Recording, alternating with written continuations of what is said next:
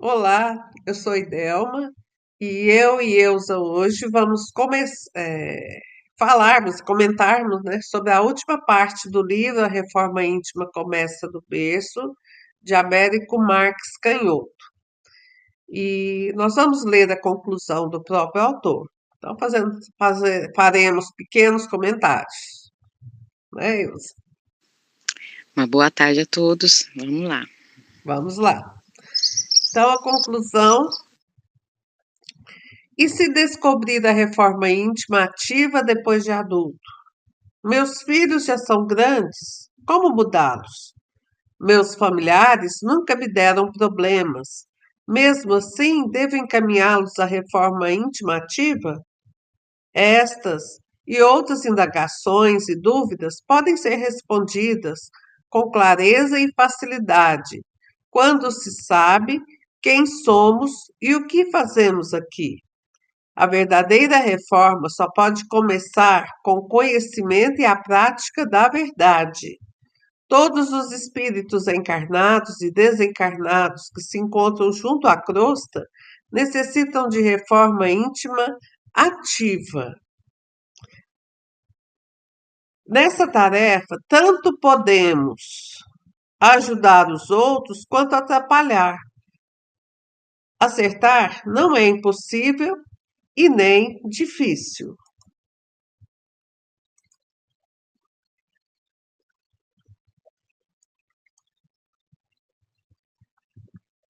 Na dúvida sobre o que fazer, basta apenas trabalhar sem cessar na reforma de nós mesmos. E quando progredimos calados, sem alarde, ajudando, ajudamos o espírito que conosco compartilham a existência a também progredirem com mais eficiência. Na tentativa de participar da reforma ativa de nossos familiares, nunca devemos esquecer o respeito, pois cada um tem o direito de fazê-lo no seu ritmo e de sua maneira, sem imposições, humilhações nem críticas. Quando se trata da relação pais e filhos, não sejamos daqueles que se especializam em criticar, recriminar, ditar aos outros o que eles mesmos não fazem e nem querem fazer. Algumas pessoas são mestras em arrumar serviço para os outros e reclamar das suas mínimas tarefas de vida o tempo todo. Que fique também muito claro que o remédio não educa ninguém, muito menos faz a reforma dos espíritos.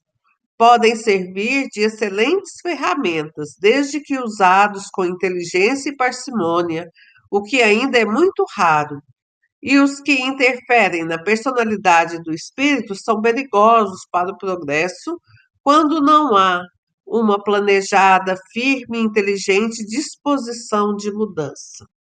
No mínimo, retardam o trabalho de mudança, colaborando também para o desperdício das naturais oportunidades que surgem.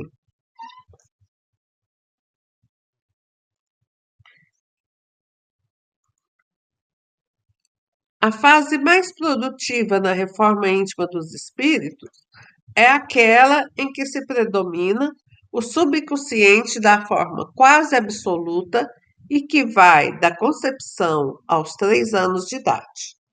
Cada outra fase na vida da criança permite ações profundas e definidas da bagagem do espírito quando efetuadas de forma planejada e sistemática. Não importa em que idade a reforma íntima ativa, planejada e sistemática tem início, pois somos espíritos eternos e as chances de progredir são intermitentes e eternas em todos os planos da vida.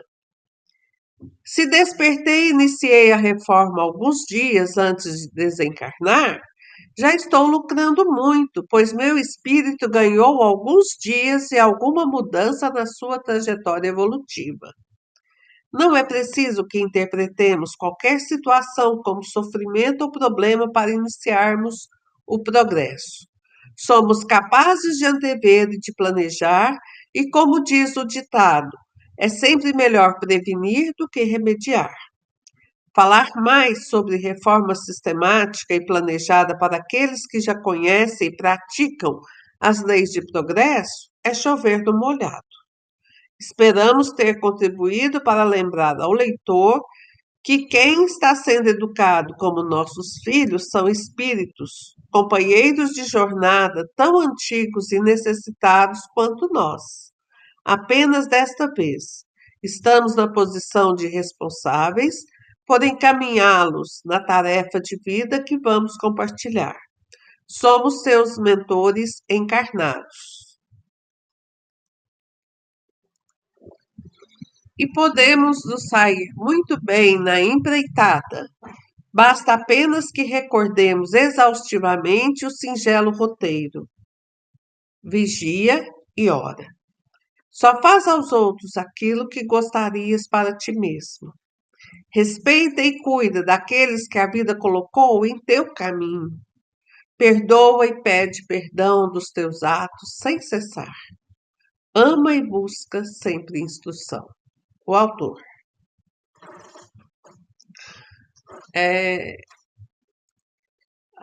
Quando a gente é mais novo, a gente tende a não encontrar muitos defeitos na gente, né?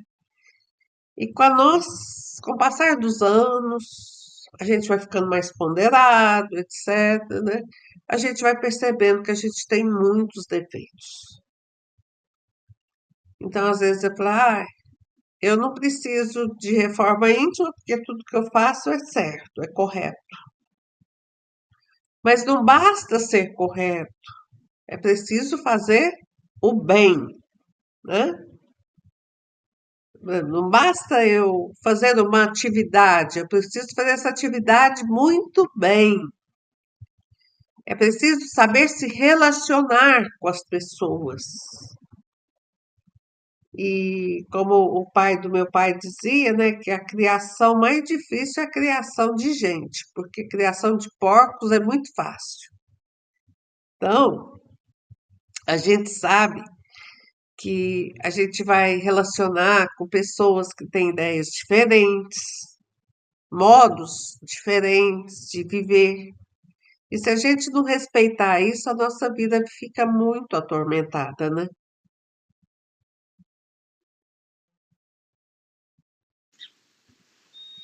É, não sei, seria muito fácil, né? Se tudo fosse igual. Mas a gente está aqui é para aprender com as diferenças. Uhum. E quem não tem humildade, né, de entender a diferença do pensamento do outro, é uma pessoa que se torna malquista na sociedade, né? Porque uma pessoa que vive falando mal dos outros não é uma pessoa muito equilibrada. Então a gente tem que aprender a ser mais tolerante. E isso a gente faz do dia a dia, é com pequenos exercícios, né?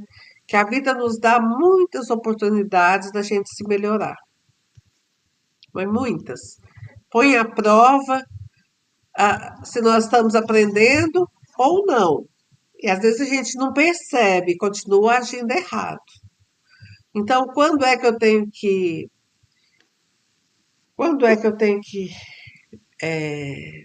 melhorar, me reformar intimamente? É Todos sempre, os dias.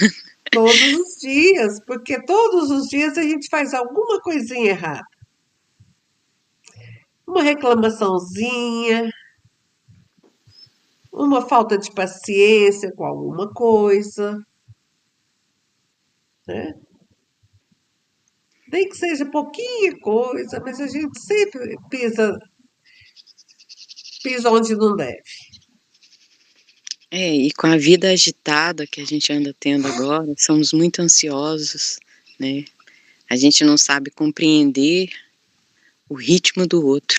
Exato.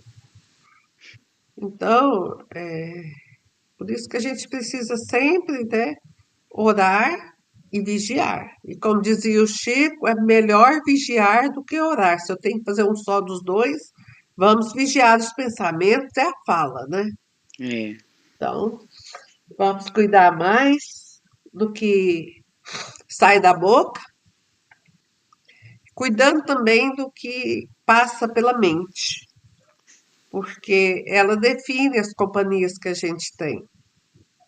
E como não somos atores, a gente dificilmente vai demonstrar que a gente está sentindo, está em paz e a gente está enraivecido, né? é. Até o nosso corpo fala quando a gente não está bem. Não é só a face, não. E ele terminou com ama e busca sempre instrução. Sem amor, não tem atividade que fica bem feita, né? Sem amor, eu não quero ter empatia com as pessoas. Mas é melhor amar com a instrução de Jesus, Com certeza. né? Que a gente vai longe. E perdoa e pede perdão dos teus atos sem cessar. Eu não preciso toda hora ficar falando perdão, perdão, perdão, mas eu tenho que sentir o perdão dentro de mim, né? A hora que meu coração não se agitar quando for citado um caso que antes me atormentou muito, é porque eu perdoei. Porque não adianta falar, eu perdoei meu irmão. Mas a hora que ele chega e começa a falar aquele caso, que vai me dando nervoso, é porque eu não perdoei ainda. Se fica ali na memória, né, como se remoendo, é porque não foi Remoendo. perdoado. Então, é para a gente esquecer, né, o mal que faz para a gente. E uma forma da gente perdoar o outro é começar a enviar pensamentos de bondade, de carinho para outra pessoa e agradecer pelo que ela fez por nós, porque nos serviu de crescimento. E nem sempre, né, a vida é fácil, a gente sabe. Às vezes, hoje eu estou num ponto mais facilitado do que alguns pontos, algumas épocas de minha vida, mas é porque eu já superei alguns problemas. Mas, em compensação, surgem outros tipos de problemas. Então, sempre nós vamos ter problemas para resolver, mas se a gente souber como passar por esses problemas, não vai parecer problemas. Vão parecer pequenos obstáculos, né, que a Uma gente vai, lição resolvida. é, a gente vai resolvendo aos poucos tudo e vai ficando tudo certo. Tudo bem, né? Como dizia sua mãe. Tá tudo certo. E uma coisa também que ele falou, né, que se eu tivesse no meu último dia de vida e resolvesse e passasse por uma transformação, valeria a pena? Sem dúvida. Eu já contei muito nos cultos, né, do último dia de vida do meu sogro, ele que foi uma pessoa muito fechada, nunca tinha abraçado um filho, nunca tinha dito eu te amo para os filhos.